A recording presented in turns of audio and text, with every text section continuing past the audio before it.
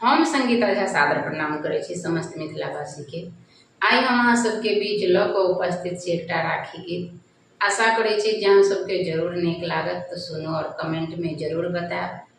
अगर नीक लागत तो अपन आशीर्वाद और प्यार लाइक कमेंट क जरूर द देब। जय मिथिला जय मैथिली। राखी में पहिरब कौन साड़ी ओ भैया, राखी में पहिरब कौन साड़ी, राखी में पहिरब कौन साड़ी ओ भैया, राखी में पहिरब कौन साड़ी।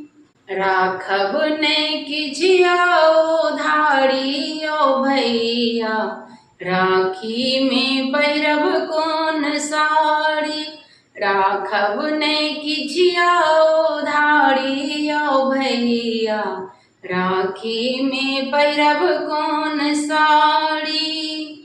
उधारी जो राखब त सूधि बहुत लागत, उधारी जब राखब त सूधि बहुत लागत।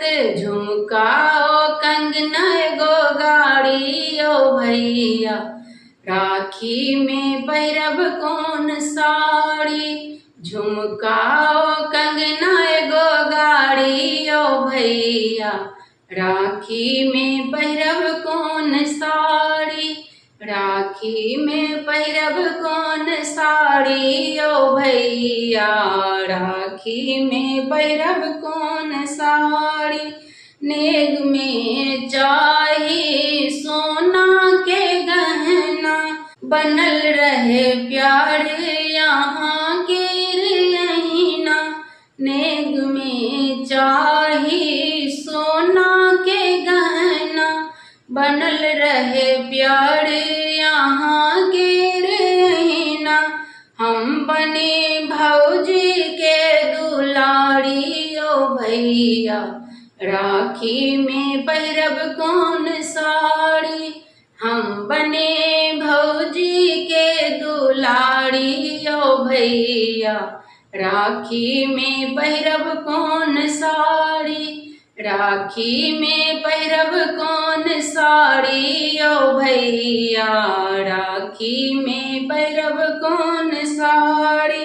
नहीं चाही हमरा सोना के हारो, नहीं चाही हमरा सोना के हारो, राखी पर दो देव दिल से अपन प्यार, राखी पर दो देव दिल से अपन प्यार। अहीं के प्यार अब हमर आधार, अहीं के प्यार अब हमर आधार।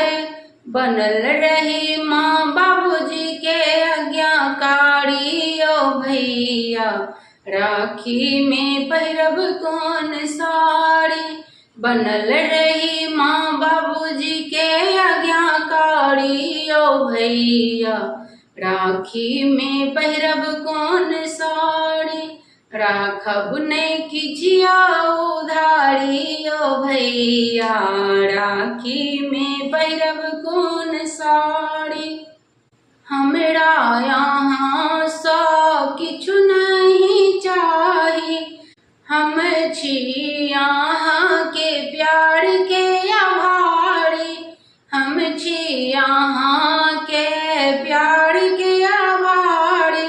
भरल रहे नैहर के दुआरी ओ भैया, राखी में पहिरब कौन साड़ी, राखी में पहिरब कौन साड़ी ओ भैया, राखब नहीं किजियो उधारी, राखब नहीं किजियो उधारी ओ भैया, राखी में पहिरब कौन साड़ी।